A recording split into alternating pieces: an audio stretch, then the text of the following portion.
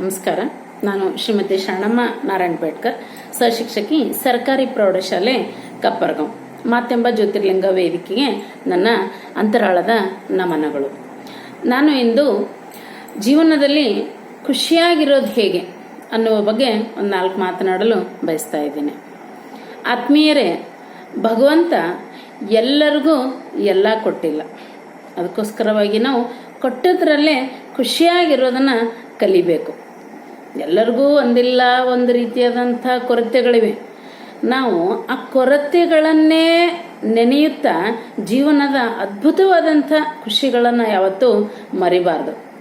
ಒಂದು ಗಮನಿಸಿ, ನೀವು ಇಡೀ ಪ್ರಪಂಚದಲ್ಲಿ ಬಾಡದ ಹೂವನ್ನು ಬೆಳೆದವರು ಯಾರು?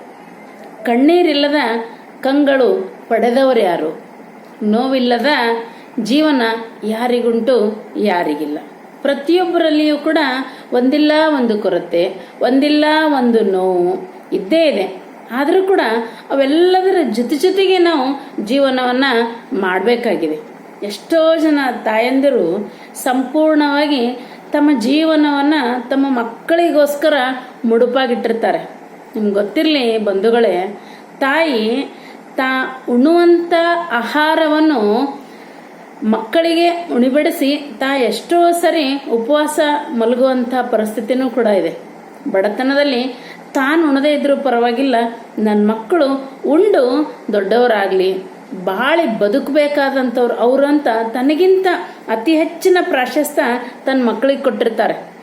ಆದರೆ ಮುಂದೊಂದು ದಿನ ಆ ಪ್ರಾಶಸ್ತ್ಯವನ್ನು ಪಡೆದಂಥ ಮಗ ಸಕಲ ಸೌಲಭ್ಯಗಳು ಇದ್ರೂ ಕೂಡ ತನಗಿರ್ಲಾರ್ದೆ ಮುಚ್ಚಿಟ್ಟು ತಿನ್ನಿಸಿದಂಥ ತಾಯಿಗೆ ಕಾಣ್ಲಾರ್ದಂಗೆ ಮುಚ್ಚಿ ಏನೋ ಒಂದು ತಿನಿಸನ್ನು ತಂದು ತನ್ನ ಹೆಂಡತಿಗೆ ಕೊಟ್ಟಂಥ ಉದಾಹರಣೆಗಳು ಪ್ರಪಂಚದಲ್ಲಿ ಅದೆಷ್ಟೋ ಇವೆ. ನಮ್ಮ ಗಮನಕ್ಕೆ ಬರ್ತಾ ಇಲ್ಲ ಅಷ್ಟೆ. ಎಷ್ಟೋ ಜನ ಮಕ್ಕಳಿಲ್ಲಂತ ಕೊರಗ್ತಾ ಇದ್ದಾರೆ. ಈ ಸೌಭಾಗ್ಯಕ್ಕೆ ಮಕ್ಕಳಿಲ್ಲಂತ ಕೊರಗಬೇಕಾ? ಅವಶ್ಯಕತೆ ಇಲ್ಲ ಅಷ್ಟೆ. ಎಷ್ಟೋ ಜನ ಸಂಗಾತಿಗಳು ಇಲ್ಲ, ಸಂಗಾತಿಗಳು ಅವರಿಂದ ಕಳಚೋದ್ರು ಅಥವಾ ಅಕಾಲಿಕ ಮರಣವಾದರು. ಅಂಥವರು ಇಡೀ ಜೀವನವಿಡೀ ಅವರ ಒಂದು ನೆನಪಿನಲ್ಲೇ ತಮ್ಮ ಜೀವನವನ್ನು ಕೊರಗಿ ನರಳಿ ಕೊನೆ ಮಾಡ್ತಾ ಇದ್ದಾರೆ. ಅದರ ಅವಶ್ಯಕತೆ ಇದೆನಾ? ಪ್ರಪಂಚದಲ್ಲಿ ಎಷ್ಟು ಜನ ಇಲ್ಲಿ ಹೇಳ್ರಿ, ದಿನನಿತ್ಯ 24 ಗಂಟೆಗಳ ಕಾಲ ಜೊತೆಗಿದ್ರೂ ಕೂಡ ಒಬ್ರಿಗೊಬ್ರು ಮುಖ ನೋಡಲಾರದಂಥ ದಂಪತಿಗಳು ಕೂಡ ನಮ್ಮ ಸುತ್ತಮುತ್ತ ಇದ್ದಾರೆ. ಆತ್ಮೀಯರೇ, ಒಂಥರ ಇರಬೇಕು ಅಷ್ಟೇ ಗಂಡ ಹೆಂಡತಿ. ಆದರೆ ಯಾವುದೇ ರೀತಿ ಪ್ರೀತಿ ವಿಶ್ವಾಸ ಇರಲಾರ್ದಂಥವ್ರು ಕೂಡ ಇದ್ದಾರೆ. ಅಂಥವ್ರಿಗಿಂತ ನಾವು ಉತ್ತಮರಲ್ಲ ಅನ್ನುವಂಥ ಭಾವನೆಯಿಂದ ನಾವು ಖುಷಿಯಾಗಿರಬೇಕು. ಎಷ್ಟೋ ಜನ ಸಾಕಷ್ಟು ಆಸ್ತಿ ಇದೆ, ಕೊಳೆತು ಹೋಗುವಷ್ಟು ಆಸ್ತಿ ಇದೆ, ಆದರೂ ಕೂಡ ಏನನ್ನೂ ಅನುಭವಿಸಲಾರ್ದಂಗೆ ಸಾಕಷ್ಟು ರೋಗ ರುಜಿನಗಳಿಂದ ನರಳ್ತಾ ಇದ್ದಾರೆ. ಆ ಜೀವನ ಬೇಕಾ ನಮಗೆ? ಬಡತನ ಇರಲಿ, ಸಿರಿತನ ಇರಲಿ, ಮಕ್ಕಳಿರಲಿ, ಇರದೇ ಇರಲಿ, ಜೊತೆಗಾರರು ಇರಲಿ, ನಮ್ಮನ್ನು ಬಿಟ್ಟು ಹೋಗಲಿ, ಈ ಜೀವನ ಅನ್ನುವಂಥ ರಥವನ್ನು ನಾವು ನಡೆಸಲೇಬೇಕಾಗಿದೆ. ಅದಕ್ಕೋಸ್ಕರವಾಗಿ ಇರುವಂಥದ್ದನ್ನು ಡಿವಿಜರ್ ಒಂದು ಕಡೆ ಹೇಳ್ತಾರೆ, ಇರುವ ಭಾಗ್ಯವನ್ನೆನೆದು ಬಾರನೆಂಬುದನ್ನು ಬಿಡು, ಹರುಷಕ್ಕಿದೆ ದಾರಿ ಅಂತ ಹೇಳಿ. ಅದಕ್ಕೋಸ್ಕರವಾಗಿ ಭಗವಂತ ನಮಗೆ ಕೊಟ್ಟಂಥದ್ದನ್ನು ನೆನೆದು ನಾವು ಜೀವನದಲ್ಲಿ ಸಾಧ್ಯವಾದಷ್ಟು ಮಟ್ಟಿಗೆ ಖುಷಿಯಾಗಿರೋದನ್ನು ಕಲಿಬೇಕು. ನಾವು ಯಾವಾಗಲೂ ಕೂಡ ಅನುಕರಣೆ ಮಾಡೋದರ ಮುಖಾಂತರವಾಗಿ ಜೀವನದಲ್ಲಿ ಬಹಳಷ್ಟು ದುಃಖ ಪಡ್ತಾ ಇದ್ದೀವಿ. ನಮಗಿಂತ ಮೇಲಿರೋರನ್ನ ಕಂಡು ಅವರಲ್ಲಿ ಅದಿದೆ, ನಮ್ಮಲ್ಲಿ ಇಲ್ಲಲ್ಲ, ಹಿಂಗಾಯ್ತು ಹಂಗಾಯ್ತು.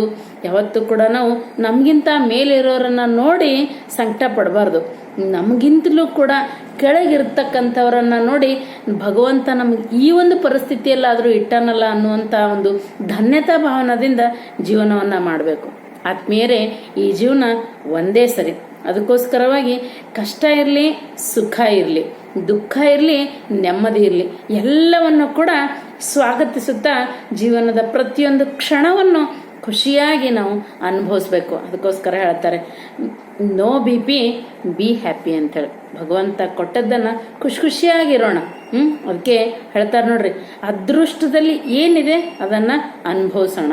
ಹಿಂದಿಯಲ್ಲಿ ಒಂದು ಪ್ರವರ್ಬ್ ಹೇಳ್ತಾರೆ, ವಕ್ತ್ ಸೆ ಪಹಲೆ ತಕ್ದೀರ್ ಸೆ ಜಾದ, ಕಭಿ ಕಿಸಿ ಕೋ ನಾ ಕುಚ್ ಮಿಲಾ ಹೇ ನಾ ಕುಚ್ ಮಿಲೇಗ. ಅದಕ್ಕೋಸ್ಕರವಾಗಿ ನಮ್ಮ ಜೀವನದಲ್ಲಿ ಇರುವಂಥದ್ದನ್ನು ಅನುಭವಿಸಿ ನಾವು ಖುಷಿಯಾಗಿದ್ದು ಈ ಜೀವನವನ್ನು ನಾವು ಸಾರ್ಥಕ ಪಡಿಸ್ಕೋಣ. ಹೊಸ ಹೊಸ ಪ್ರಯತ್ನಗಳನ್ನು ನಾವು ಮಾಡ್ತಾ ಹೋಗೋಣ. ಗೆದ್ದರೆ ಅದು ಸಾಧನೆ, ಸೋತರೆ ಅದು ಅನುಭವ ಅಂತ ಹೇಳ್ತಾ ನನ್ನ ಒಂದೆರಡು ಮಾತುಗಳನ್ನು ಮುಗಿಸುತ್ತೇನೆ. ಜೈ ಹಿಂದ್.